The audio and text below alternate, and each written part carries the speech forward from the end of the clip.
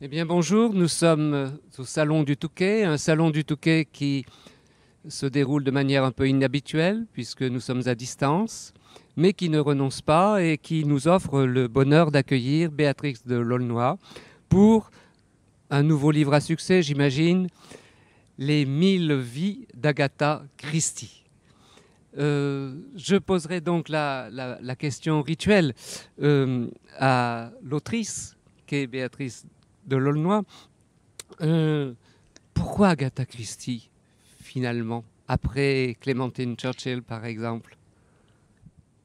Parce qu'entre les deux, j'ai fait avec Philippe Alexandre une biographie de Thomas Cook, vous savez, l'inventeur des agences de voyage qui a fait faillite il y a un an à peu près. Et Agatha Christie était une des meilleures clientes de Thomas Cook. Et c'est comme ça qu'on a décidé d'écrire, enfin que j'ai décidé de faire cette biographie, puisque celle-là, je l'ai faite toute seule. Vous savez qu'elle était mariée avec un archéologue, son second mari, et qu'elle passait beaucoup de temps, 6 mois de l'année, au Moyen-Orient, et donc elle prenait l'Orient Express. Et à ce moment-là, elle se servait beaucoup de tous les services de Thomas Cook. Notamment, bien sûr. Et alors, 1000 vies, pourquoi 1000 vies? C'est vrai qu'elle a un destin tout à fait étonnant. Euh, Ces 1000 vies sont différentes, mais ça fait malgré tout un destin, j'imagine. Oui, Mille vies, je crois qu'il n'y a pas un titre qui soit plus adapté et personne qui ait multiplié à ce point les détours avant d'affronter sa vie d'écrivain. À 16 ans, elle voulait être pianiste professionnelle. Elle est venue à Paris. Durant un an, elle a travaillé 7 ans, 7 heures par jour son piano avec les meilleurs professeurs. Hélas, au bout de l'année, le verdict est tombé. Elle était incapable d'affronter un public, même si elle était une virtuose en privé. Et elle était handicapée par une timidité maladive. Comme elle avait une superbe voix, elle a décidé de faire une carrière de soprano. Là, quand elle chantait, toute son angoisse disparaissait. Elle avait l'impression que sa voix appartenait à une autre personne. Et puis, après une audition, on lui a dit aussi que sa voix n'était pas assez puissante pour qu'elle soit une diva. Alors, pour se consoler, elle a décidé d'être une épouse modèle. Elle a rompu 3 fois des fiançailles. Elle a eu 2 maris. Avec le premier, elle est partie faire le tour du monde. Elle est devenue championne de surf à Hawaï. Avec le second, comme je vous le disais, elle a vécu une vie de nomade 6 mois par an à Bagdad et en Syrie. Et puis, quand elle est devenue auteure à succès, qu'elle était en tête du box-office avec ses romans policiers, tout d'un coup, il n'y a plus que le théâtre qui l'a intéressée. Elle avait 60 ans et elle est devenue l'auteure la plus célèbre du monde puisque sa pièce La Souricière est toujours à l'affiche et bat tous les records de longévité. Oui, c'est une Donc c'est institution. vraiment une vie, c'est une vie multiple. Elle n'a pas seulement écrit, mais c'était une aventurière, c'était une grande amoureuse et tout l'intéressait. Oui, je remarque que, bon, vous avez donné l'essentiel, bien sûr, mais il y aurait encore des choses à ajouter que vous évoquez. Elle s'est même essayée à la poésie, influencée peut-être par sa sœur Madge, par le modèle de cette Oui, sœur. mais vous savez, ça faisait partie de l'éducation à l'époque, hein. Elle vivait, elle a grandi à ce qu'on appelle aujourd'hui la belle époque, où les jeunes filles faisaient de la broderie, elle faisait de la poésie, sa mère écrivait des poèmes, et elle a commencé comme ça à écrire des nouvelles, à écrire un premier roman. Mais son premier roman policier, il faut le savoir, a été refusé par 3 maisons d'édition. Et la troisième ne lui donnera une réponse positive qu'après 2 ans, en fait, hein. Oui, Elle l'avait complètement, elle l'avait écrit alors. et un contrat Et qui la un, et désavantage un- très nettement, bien sûr. Absolument. Et elle ne s'était même pas rendue compte qu'elle avait signé pour 5 romans policiers, donc elle a dû continuer. Mais elle se prenait toujours pas pour un écrivain professionnel. Bah, c'est-à-dire que dans la société à laquelle elle appartenait, les dames ne pouvaient être écrivains qu'en amatrices, finalement, quelque chose de ce genre.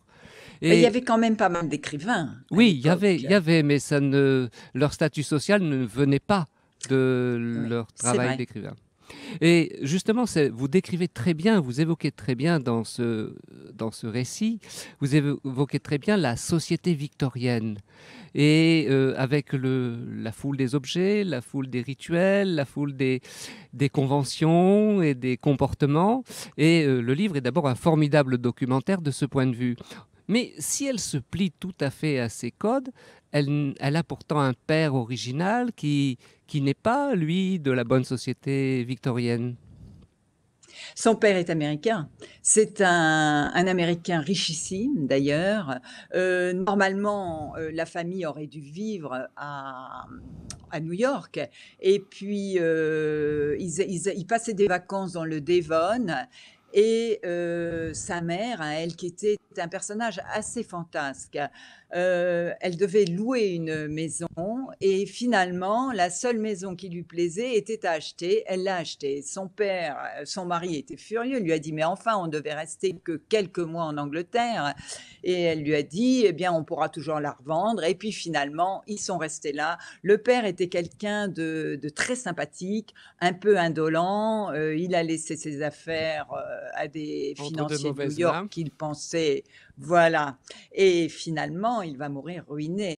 Elle, Agatha Christie, à ce moment-là, elle va commencer à vouloir écrire pour gagner sa vie quand même. Les maisons.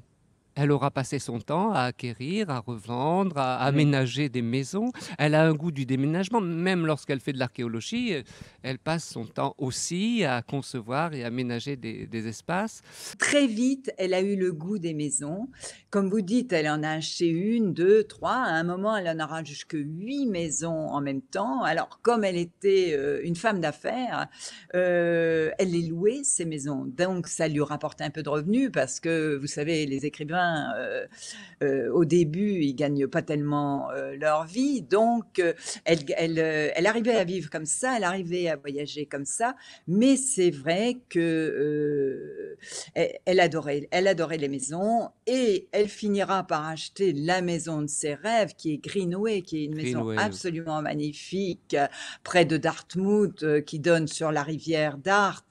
On peut la visiter d'ailleurs et je conseille, tous les lecteurs de se rendre là-bas, quand il fait beau dans le Devon, c'est absolument magnifique.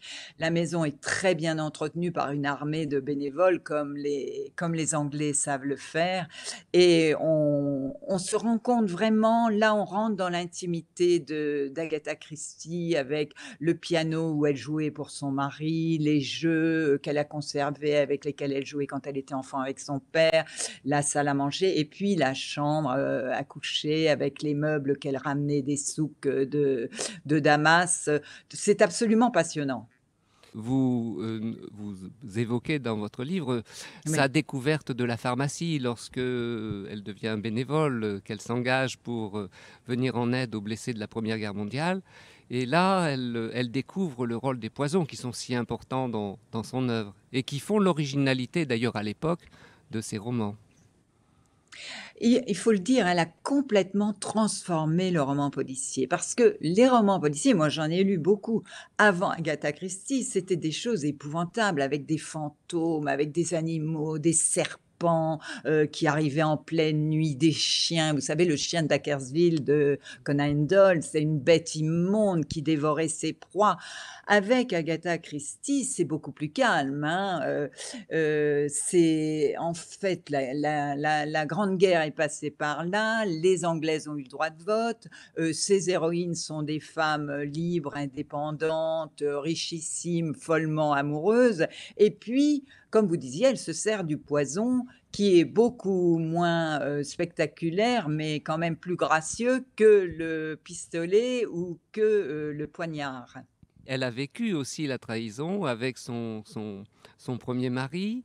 Et en même temps, on a l'impression qu'elle n'a jamais renoncé à rien tout au long de sa vie. Elle a toujours préservé les choses, elle leur a toujours donné une espèce d'existence avec cette exception, mais qui n'en est peut-être pas une. Je vous pose la question parce que finalement, votre roman laisse l'indécision sur ce sujet.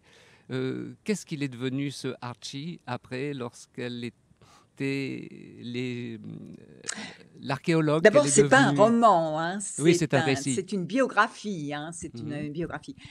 Moi, je commence le livre par sa disparition. Vous savez, il faut expliquer que pendant 11 jours, toute l'Angleterre va la rechercher, elle va disparaître, elle va faire la une des journaux et cet épisode va vraiment bouleverser sa vie.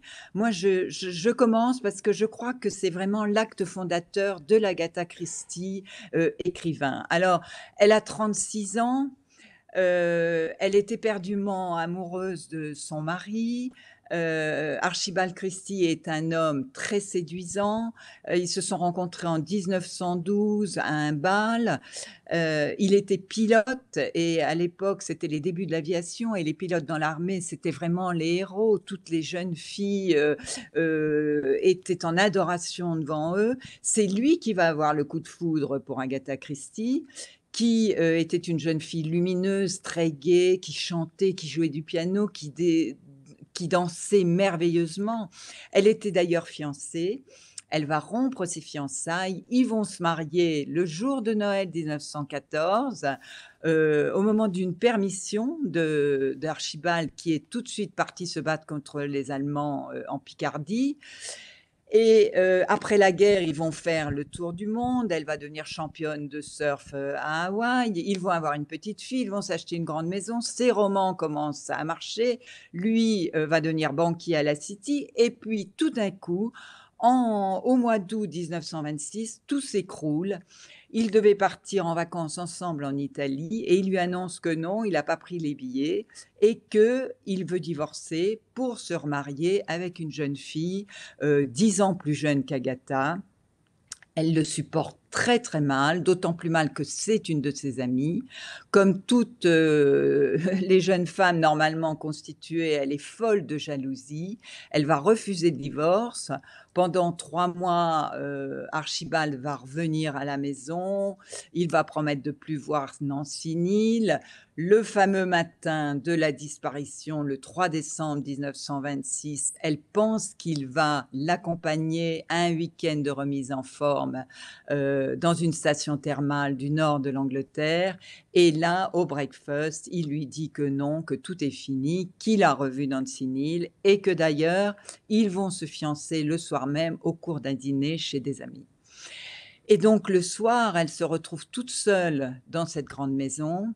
Elle dîne et puis elle attend que sa fille soit endormie. Elle l'embrasse. Elle écrit 2 lettres, une à son mari, une à sa secrétaire. Et puis elle monte dans sa voiture et elle disparaît. Et le lendemain matin, on retrouve cette voiture vide au bord d'une carrière de craie. Et on s'est beaucoup interrogé sur cette disparition. Vous donnez quelques pistes pour l'élucider, mais je ne vais pas les révéler. Nous ne laisserons les lecteurs. Non, mais moi je veux dire que je fais toute la lumière quand même sur cette disparition parce que franchement, quand on monte dans une voiture la nuit, en plein mois de décembre et j'y suis allée à la même date, donc je peux vous dire que c'est un endroit sinistre et qu'on n'y va pas, pour rien, hein. Vraiment, c'est qu'on a dans un but on a quelque chose de précis à faire. Et quand on monte avec sa voiture en haut de la colline et qu'on lâche les freins et qu'il y a une carrière de craie en contrebas, vous savez, il n'y a pas de mystère, hein, c'est qu'elle voulait vraiment se suicider. Oui. Eh bien, nous laisserons les lecteurs découvrir votre passionnante biographie d'Agatha Christie. Merci Béatrice de Lolme. Merci beaucoup à vous.